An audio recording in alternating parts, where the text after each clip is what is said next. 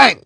Neeves Knives, I'm Jared, and today we're checking out the new REMETTE Knives RTWK1. And of course, being REMETTE, it has a unique feature to it. Also, we have a beautiful DLC coated M390 blade. We have DLC down here. I believe the liner is even DLC. Looks absolutely beautiful. I'm very impressed by this model. Now, before we get into everything about this knife, I want to talk a little bit about their HRC, because somebody in the knife community, cutting board knife reviews, he did an HRC test, and it's, to me, it's a little bit of a questionable HRC tester. I'm not saying that it's bad or that he shouldn't do it. I'm not saying anything like that. I'm just saying I don't think it's going to be as accurate as, you know, maybe a more expensive, more professional HRC tester. And I have seen him get some accurate results. So like I said, I'm not saying anything negative. And maybe the knife he tested from REMETTE actually got that number. I don't know, but he tested one and it got a very, very low score. I believe it was like 54 or something like that on their M390.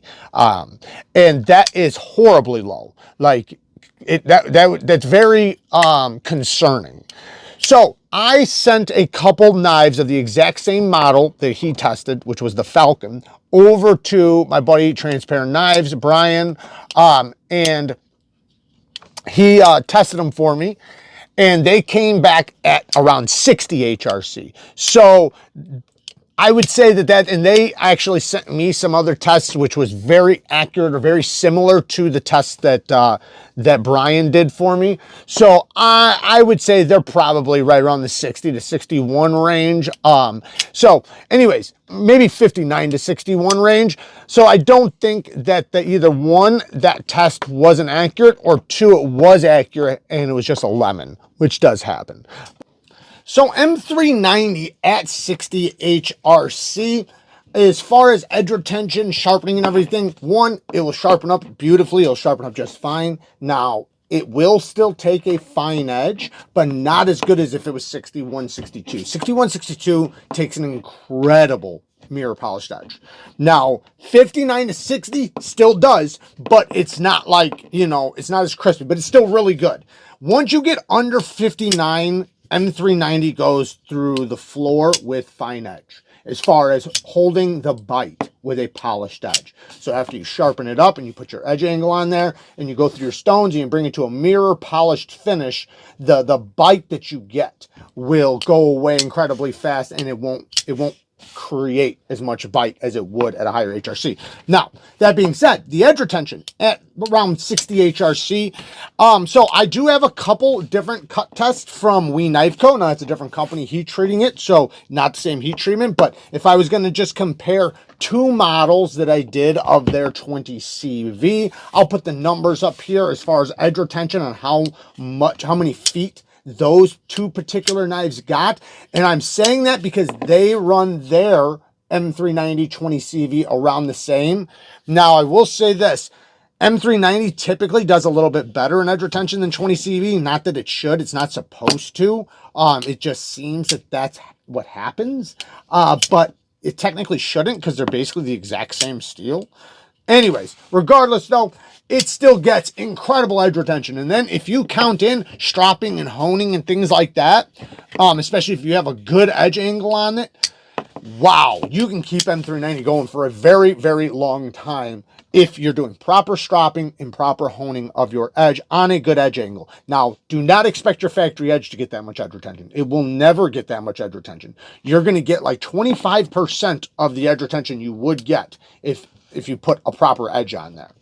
And sometimes much less than that. I've seen knives from the factory go dull after 20 cuts just because the burnt steel, or sorry, burnt edge, or, you know, just an improper edge bevel or a high edge angle or whatever. So, you know, but that doesn't take anything away from the knife. It just means once you sharpen it, the life is going to come out of it, and you're going to get to see the quality of the steel come out.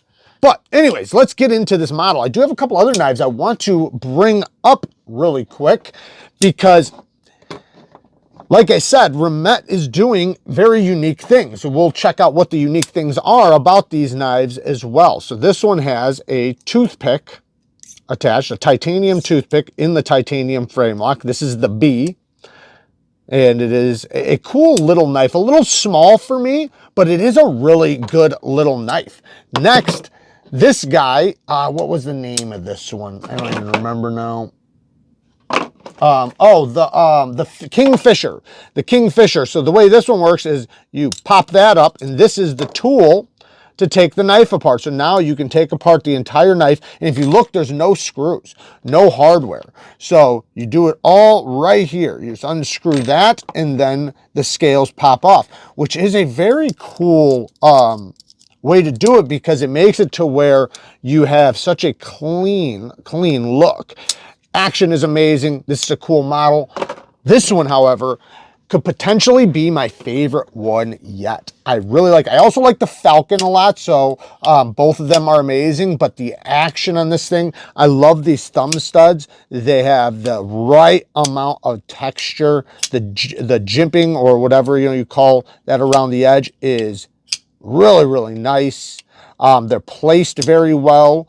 They have what feels like somewhat of like a chamfer around the edge, even though you can't see it. See how you have like that line right there? So there is something that allows you to get down to that stud, even though you're not seeing it. You can kind of see it when I move it around a little bit, but that allows for you to have like direct access to those studs. Then you have this flipper tab. Very well jimped, and it is a light switcher, but my goodness, does it work well. Phenomenal detent. And because it's up so high relative to the no pivot, because that's another thing, you see how there's no hardware? Where's the hardware?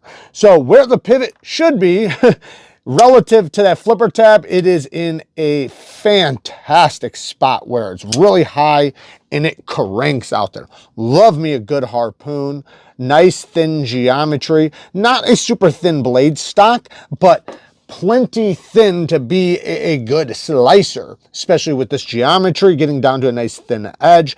So this thing's going to cut very, very well. The ergos are amazing. I love these ergos. You're really locked in right here. You are separated from the edge a little bit, but you could absolutely just like, if something hits this, it'll go right into the edge and cut. But you can also choke up if you needed to. Access to the lock bar, perfection. Drop shut action. Complete drop shut. So you don't even have to swing it. It just drops itself. Titanium milled pocket clip. Now, what is the unique feature, which is cool? Plenty of room under there. Good amount of tension. Great ramp. Nice smooth area for it to slide in and out of the pocket. So what is the unique feature? So the unique feature is right there. So what we do here is we have a little button. Push that. Then we can, let me shut this. Oh, did I do it right? Oh, there we go. So pull down and then push up like that, and then go to the side like that, and it lifts right off. You do have to be careful when you open it, because now the blade is exposed, but you can open it up. And yeah, it's pretty cool. Now you can see where the hardware actually is. The one thing is this is a T6. I wish that that was a T8, considering it's a body screw. And then the clip screw must be on the inside somewhere. This is pretty interesting how they did this little button. I'm not even sure how it works. Oh, it's just, okay, so it just pops up into a groove. Okay.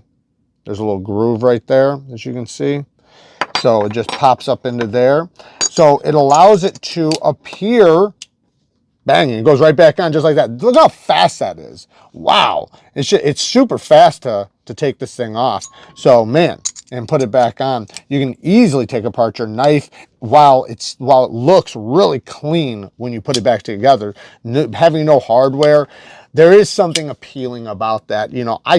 I like, it depends, but I personally like large hardware. I like seeing all the parts and it looking like, kind of like a Hinder, where they have 121 places. Now, I'm not saying I love having 1,000 screws to take apart the knife. I just mean, it really shows the quality of the build when there is big overbuilt hardware. So even if it's very little hardware, but it's overbuilt, I love that personally. Now, lots of great things about this knife. Like I said, I think this could potentially be my favorite knife from REMETTE yet. They do have a couple other really cool ones, so it's a huge statement. Like I said, the Falcon's really cool. The knives we just checked out a second ago are really cool. Their gravity knife is really cool. But this thing just, it has all the right lines for me. I love DLC. And now that I see their M390, you know, is ran about 60 HRC, I'd love to see it between 61 and 62. That would be optimal for me. 62 is where we prefer to see it, but if we can just get it between 61 and 62, we're typically happy. I've done edge retention tests on it from 59 all the way up to 62. And it's not that it does bad at 59, 60, because it actually still does pretty well, but it does far better at 62 in the type of edges it takes, and like the ability to take a super fine edge goes way, way up. That goes for most steels. Love the texturing. Now, as far as negatives go, let's talk about some negatives, because there's a lot of positives. So what are some negatives? Well, one thing, I just dropped something, so that's a negative. Next thing is the choil, which you guys already knew I was going to say if you guys watch the channel. So they did give you a little bit, right? So you see the end of the plunge grind. Let me point it out with another REMETTE. You can see the end of the plunge grind's right there, right? It starts here, ends here. So you have from here to here, that amount of steel right there to remove. Because every time you sharpen, a little bit of steel comes off of the edge, right? So the blade it shrinks. The more you sharpen it, it shrinks. So that means that this, with me only sharpening it one time, maybe two times, I'm going to hit that. And because it's like a straight shot, my stone is for sure going to hit this. And I'm worried that I'll cut into that. I would prefer it if they gave us a bigger choil or a bigger separation from the plunge grind to the edge. They could have just moved this whole part back a little bit, or just added a notch right there. That would have been way, way, way better. Looking at these other models, yeah, they're the same. This one's a little bit better right here, but I prefer to see a direct line where it ends. And with this one, I do have that. I can see right where it ends, but I can see it's close to the edge. So that would be one complaint. Is it a deal breaker? Absolutely not. And because of the way this thing is built and where the stop pin lands, you can easily cut your own choil in if you want to. Problem is this DLC. So if you do it, yes, when you look at it in this direction, you'll see a little shiny spot there, because you'll wind up removing the DLC, but you won't see it from this angle. So it'd still look really good. You would hardly notice it if you did cut that in. But next thing, next negative. What would be the next negative? Oh,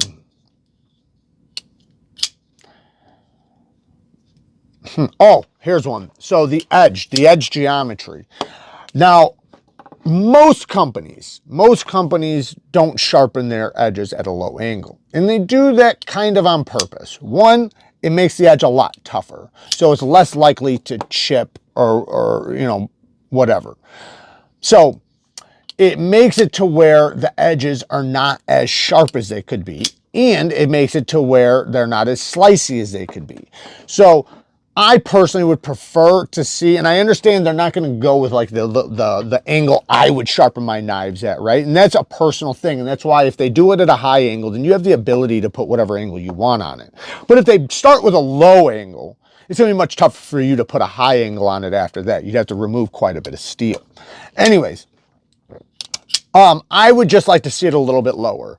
A little bit of a bigger edge bevel. I would prefer to see it, you know, I'm guessing this is like a 25 to 30 degree edge bevel. I personally would rather see like 22 and a half, 20 to 22 and a half degrees per side. I think that would make this thing far, far slicier and way, way sharper, because the edge is not as sharp as I would like it to be. Now, my opinion or my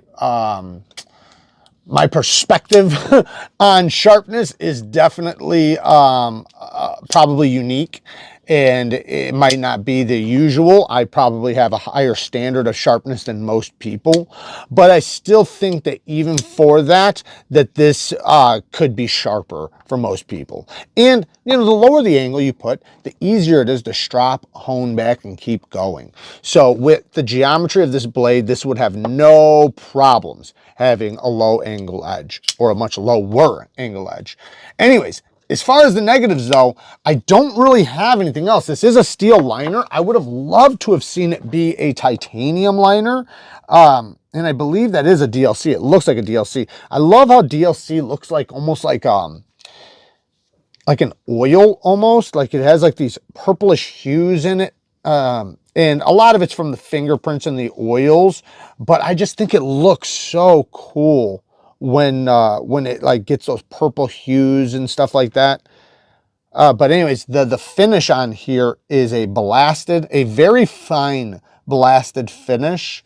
I'd love to see DLC all next to each other of all different finishes, from deep satin to fine satin, polished, blasted, stonewash, and just look at them all next to each other and compare them to see which one I prefer. But anyways, there you guys go. What a badass knife. I will link everything I can down in the description. I believe this thing is available right now. If not, it will be soon. But there you guys go. Work hard. Stay tough. Until next time. Peace.